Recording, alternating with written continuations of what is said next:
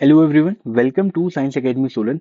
आज की इस वीडियो में हम सॉल्यूशन चैप्टर का देखेंगे, लेक्चर नंबर 10, जहां पे हम पढ़ेंगे बहुत important topic that is azeotropes and its types. तो चलिए इसको पढ़ना स्टार्ट करते हैं अपनी नेक्स्ट स्लाइड से। अगर हम एजियोट्रॉपिक मिक्सचर की बात करते हैं तो ये काफी ज्यादा इंपॉर्टेंट टॉपिक है आपके बोर्ड्स के लिए, आपकी नीट के लिए और आपके जे के लिए। देखो बोर्ड्स में तो ये लिखने के लिए आता है, लेकिन नीट और जे में इसके एग्जाम्पल काफी इंपॉर्टेंट हो जाते हैं।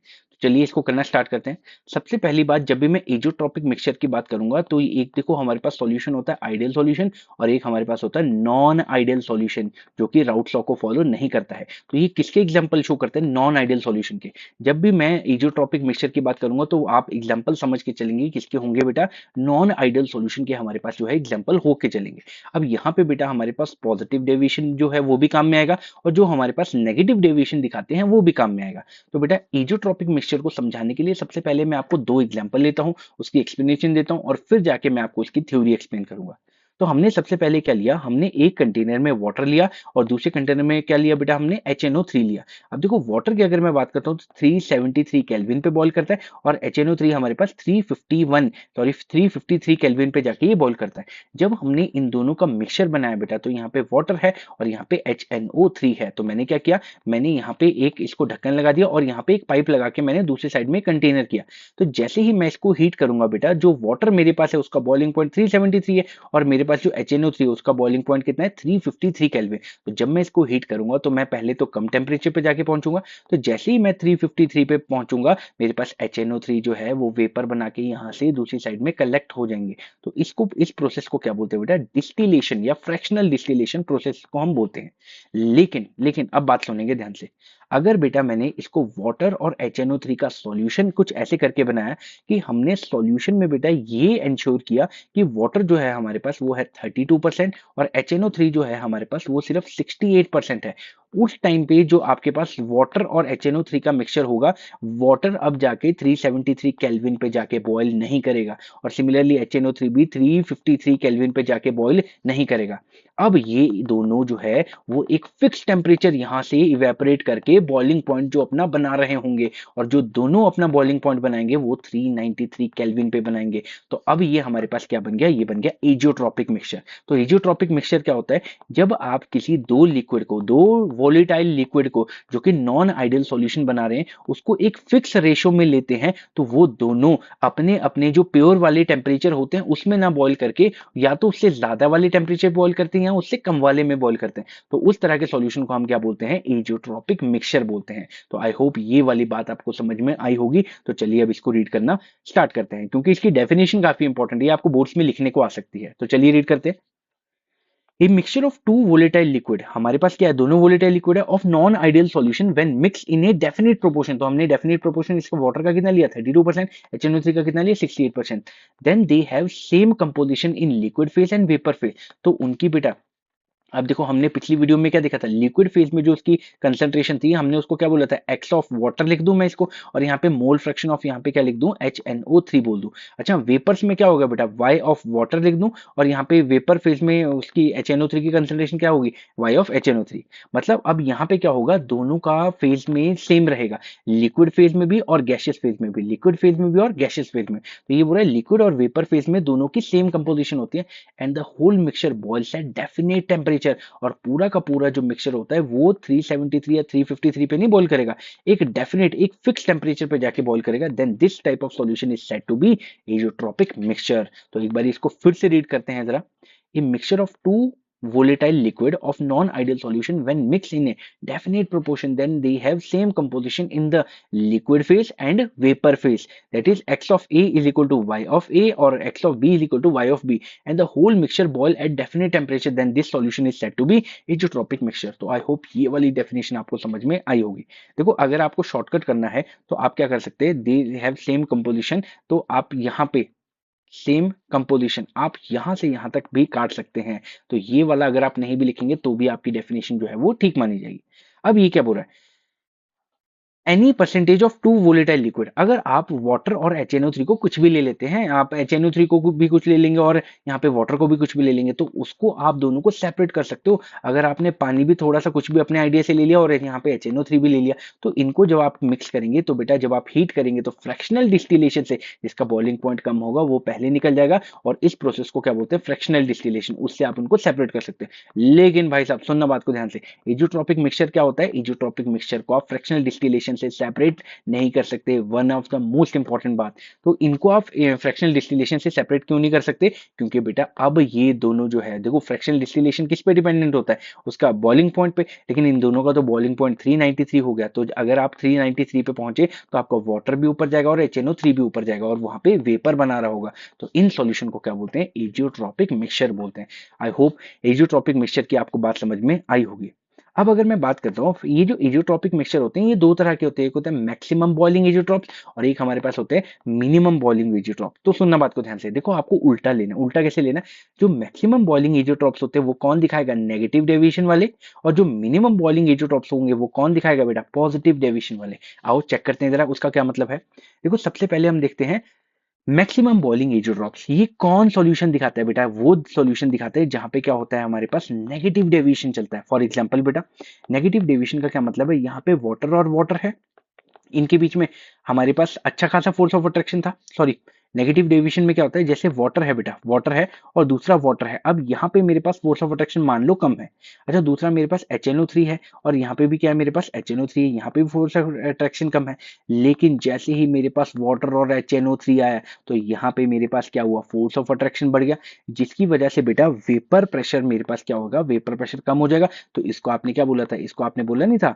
आपने इसको बोला था मिनिमम बॉइलिंग, आपने इसको क्या बोला था, नेगेटिव डेविएशन बोला था। नेगेटिव डेविएशन क्यों बोला था, क्योंकि पहले जो था, पहले आपके पास अच्छा खासा जो था वो वेपर प्रेशर था, लेकिन अब आपके पास क्या हो रहा है, वेपर प्रेशर कम हो रहा है, तो यहाँ पे जैसे जैसे आपके पास क्या होगा, जैसे जैसे वेपर प्रेशर आपके पास कम होगा, अब देखो यहाँ पे HNO3 और H2O को यहाँ पे, अगर मैं टाइप्स ऑफ इजियोट्रॉप्स की बात करूं तो हमारे पास दो तरह के होते हैं, एक होता है मैक्सिमम बॉइलिंग इजियोट्रॉप्स और एक हमारे पास होता है मिनिमम बॉइलिंग इजियोट्रॉप्स। देखो आपको ध्यान रखना है, जो मैक्सिमम बॉइलिंग इजियोट्रॉप्स होते हैं वो कौन दिखाता है, जो नेगेटिव डेविएशन शो करता है, और जो मिनिमम बॉइलिंग इजियोट्रॉप्स होते हैं वो कौन शो करता है, जिसमें बेटा पॉजिटिव डेविएशन होता है। तो चलिए इसको एक एग्जांपल से समझते हैं। जैसे बेटा मान लो मेरे पास क्या है, वाटर है और मेरे पास वाटर है, मेरे पास HNO3 है और सिमिलरली मेरे पास क्या है, HNO3 है। तो यहाँ पे क्या होता है, यहाँ पे फोर्स ऑफ अट्रैक्शन जो था वो ज्यादा नहीं था, सिमिलरली HNO3 में भी ज्यादा नहीं था, लेकिन जैसे ही आप इन दोनों को मिक्स करेंगे तो HNO3 और वाटर के बीच में फोर्स ऑफ अट्रैक्शन बढ़ने लगा। तो बेटा यहाँ से यहाँ जाने में हमारे पास वेपर प्रेशर क्या हो गया, कम हो गया कि नहीं, तो जिसको हमने क्या बोला था, नेगेटिव डेविएशन बोला था। तो यहाँ पे बेटा इसका तो बॉइलिंग पॉइंट क्या था, कम नहीं था, क्योंकि फोर्स ऑफ अट्रैक्शन कम था। तो जहाँ पे फोर्स ऑफ अट्रैक्शन कम है तो इनका बॉइलिंग पॉइंट भी मेरे पास क्या होने वाला है, कम होने वाला है। सिमिलरली बेटा मेरे पास यहाँ पे भी फोर्स ऑफ अट्रैक्शन अगर कम है तो ये भी कम टेम्परेचर पे बॉइल करेंगे तो इसका भी बॉइलिंग पॉइंट कम है। लेकिन जैसे ही आपने इन दोनों का मिक्सचर किया, इन दोनों के बीच में there were strong force of attraction, जिसकी वजह से बेटा जैसे जैसे फोर्स ऑफ अट्रैक्शन बढ़ा, मेरे पास जो बॉइलिंग पॉइंट है वो भी बढ़ने लगा, तो इसको हमने क्या बोला, मैक्सिमम बॉइलिंग इजियोट्रॉप्स। तो आपने यहाँ पे क्या लिखा कि वाटर और HNO3 हमारे पास क्या दिखाता है, नेगेटिव डेविएशन, जिसकी वजह से बॉइलिंग पॉइंट बढ़ गया। तो बेटा इन दोनों का जो बॉइलिंग पॉइंट था, इनका मिक्सचर का ज्यादा आ गया, तो यहाँ पे वाटर का कितना था, 373, और HNO3 का कितना था, 353, और सॉल्यूशन का इससे ज्यादा आ गया, तो वो कितना आ गया, 393 केल्विन। तो इसीलिए इसको क्या बोला, मैक्सिमम बॉइलिंग इजियोट्रॉप्स। काफी ज्यादा इंपॉर्टेंट बात है ये, और यहाँ पे आपने फोर्स ऑफ अट्रैक्शन का एक बार ही देख लेना, क्योंकि ये भी हमारे पास वहीं से आ रहा है जो कि हमने पिछली वीडियो में देखा था, that is your negative deviation. अब अगर मैं बात करता हूँ minimum boiling azeotropes, minimum boiling azeotropes को कौन शो करता है बेटा, पॉजिटिव डेविएशन वाले। फॉर एग्जांपल बेटा मान लो आपके पास क्या है, मान लो आपके पास ए में बहुत ज्यादा फोर्स ऑफ अट्रैक्शन है, सिमिलरली बी में भी बहुत ज्यादा फोर्स ऑफ अट्रैक्शन है, लेकिन जब आप इन दोनों का मिक्सचर बनाएंगे तो बेटा यहाँ पे जो है, यहाँ पे आफ्टर मिक्सिंग जो है वो फोर्स ऑफ अट्रैक्शन क्या होगी, कम होगी, जिसकी वजह से वेपर का प्रेशर बढ़ गया। तो ये ज्यादा वेपर प्रेशर दिखा रहा है, तो मतलब इसको क्या बोला था हमने, पॉजिटिव डेविएशन बोला कि नहीं। तो जो पॉजिटिव डेविएशन वाले होते हैं, अब देखो इनके बीच में फोर्स ऑफ अट्रैक्शन अगर कम है तो इसका बॉइलिंग पॉइंट भी तो कम होने वाला है, क्योंकि यहाँ पे फोर्स ऑफ अट्रैक्शन ज्यादा है तो यहाँ पे बॉइलिंग पॉइंट भी ज्यादा है, बॉइलिंग पॉइंट बढ़ जाएगा, और यहाँ से यहाँ जाने में बॉइलिंग पॉइंट कम हो रहा है, इसका बॉइलिंग पॉइंट कम है, तो इसीलिए इसको क्या बोला, मिनिमम बॉइलिंग एजियोट्रॉप्स हमने बोल दिया। अब इसका एग्जाम्पल क्या है बेटा, अगर हमने वाटर और यहाँ पे इथाइल अल्कोहल लिया।